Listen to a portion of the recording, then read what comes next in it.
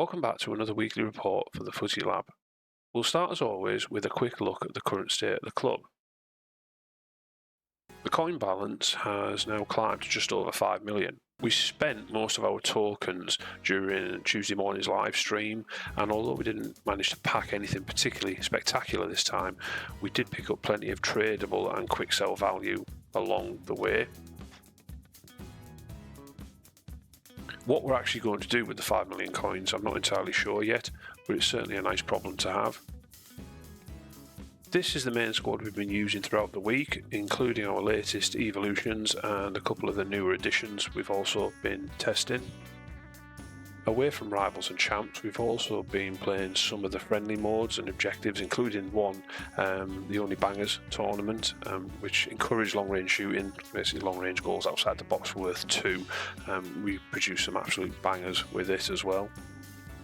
But the big story this week has been our progress competitively, so let's get into the report and see how we got on. It's been another busy week for evolutions, although this time it's mostly been about adding a few finishing touches to players who were already in the club. Well, first up is Kanté, and no, not that Kanté. This is a Middlesbrough Kanté who received another upgrade and managed to get him some really enjoyable performances out of him. Alan Browne has also had another top up, continuing the development of the card that's already become a really useful part of the squad. We've then got two of Middlesbrough's newest signings, so players we signed this season. We've got Max Arston, who has received a couple of evolutions, and we've started using him on that left hand side more to test out crossing, because I got whipped pass on him, so I'm going to start testing out some crosses on him. But the biggest project this week has probably been Sebastian Berhalter, another new signing. We started with his silver card and I've already taken him through several upgrades. He's still not finished. He's developing as a really interesting box-to-box midfielder, and I'm having some fun using him as well. There's still more we can do with Berhalter, so this is definitely one evolution project we'll continue over the next few weeks. Division Rivals was an interesting one this week. We spent a lot of time moving between Division 2 and Division 3, getting promoted, getting relegated, then fighting our way back again. Towards the end of the week, I decided to make a few adjustments to the way we were playing.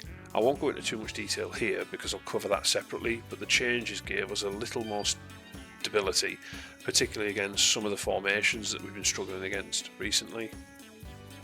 The final few matches went really well and we eventually managed to stabilise ourselves in Division 2. Thanks to the winning streak bonus, we even give ourselves a little breathing room before we have to start worrying about relegation again. Division 2 has definitely been a step up in quality, facing players who understand the game extremely well, many of whom are using the strongest cards and the most effective systems available. Sometimes you simply come up against a player who's better than you, that's absolutely fine. Overall though, I'm really pleased with how Rivals went this week. We adapted, we experimented, and most importantly we learned a few things along the way. We'll leave Rivals there for now. We've got all our points for this week and we'll move to Champs. Champs was a bit of a strange experience this week. I decided to spread the 15 matches across the weekend. Generally I do them sort of towards the end, like sort of Monday, Tuesday, but I did sort of Saturday, Sunday, Monday this time, but I never really managed to build any momentum. At one point I actually found myself with a losing record, which isn't something that happens particularly often. The gameplay itself felt quite heavy and unresponsive at times. I came up against some exceptionally strong opponents. There were matches where I simply couldn't seem to catch a break, while in others I found myself dominating possession, creating chances without getting the result I thought I deserved. Towards the end of the weekend, I decided to experiment with a more traditional sort of meta 4-4-1 setup to see how it compared with my system that I've been using. I managed to pick up a few wins, but if I'm honest, it never felt quite right. I didn't feel this sudden amazing gameplay or this amazing movement. If anything, I felt as though my tactic actually had better movement in it. In the end, we finished on 8 wins, which, considering how the weekend started, I'm actually very happy with. As always, we'll be opening the rewards and spending the tokens during Tuesday's live stream. And that brings another week in the Footy Lab to a close. If you want to join me live, we've got our coffee morning streams every Tuesday and Thursday from 6 AM, run for about an hour. Tuesday is predominantly about the club side of things, opening awards, spending our champs tokens, and working through some of the web app grind, including how I've been using Foot Genie. Thursday is much more about getting onto the pitch. We'll play some of the live friendlies, test new evolutions, and experiment with some different ideas and tactics. And over the next couple of weeks, I definitely want to go back into the lab with the 352 because I really enjoyed what I saw from it last time.